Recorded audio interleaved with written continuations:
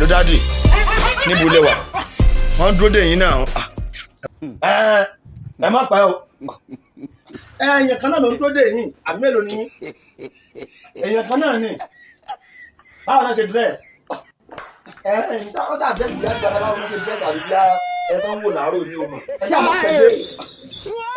Wo ẹ sáré olùtọ́ àgùntàn kò mọṣẹ́ wọn níṣẹ́ lórí tó bá mọṣẹ́ wọn níṣẹ́ ni nígbà táwa kọ́sítọ́mọ̀ káà dúró látàárọ̀ téèyàn bá mọṣẹ́ rẹ̀ níṣẹ́ yóò ti jáde síta. Ìṣàkì.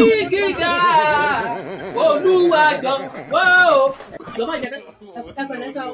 Ẹ káàbọ̀ ẹ sáré èmi tẹ́ ń wò yìí my name is Ajíkàgbòrò Àrìnkágbòrò òjì kùtùkùtù bomi gbòòrò bọ́jú sẹ́rí ẹ̀ mọ nǹkan tó ṣẹlẹ̀ babaláwo ni bàbá tó bí mi bẹ́ẹ̀ ni èmi Ajíkàgbòrò babaláwo bàbá mi ṣé wàá mọ tó ṣẹlẹ̀ ni pé a ti wá gba àwọn àgùntànjọ tó pọ̀ a fi bọ fa o èyí tá a fẹ́ fi ṣètùtù fáwọn àgbà àwọn tí wọ́n ń ṣe èrè ní ọ̀dọ̀ wa a ti gba àgùntànjọ tó pọ̀ bàbá mi tẹ́bá tí wọ́n ń lọ sípàdé láwoláwo wọ́n wà pé kémi ó dààmú máa sọ àwọn àgùntàn mo wà wò pé ẹ máa wo nǹkan. ta ni olùṣọ́ àgùntàn ní àdúgbò wa yìí pé kí ẹ lọ bá olùṣọ́ àgùntàn kí wọ́n wá máa bá wa ṣọ́ àwọn àgùntàn. tẹ́ ẹ bá fẹ́ máa bá wa ṣọ́ àwọn àgùntàn wa èló lẹ́ẹ̀mọ̀ gbà ló ń ẹyọ kọ̀ọ̀kan.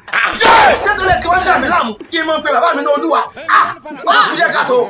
Akàkà sáyidìkà ẹ̀ṣà tí bá ní kẹ́ gbinára ẹ̀ máa gbinára.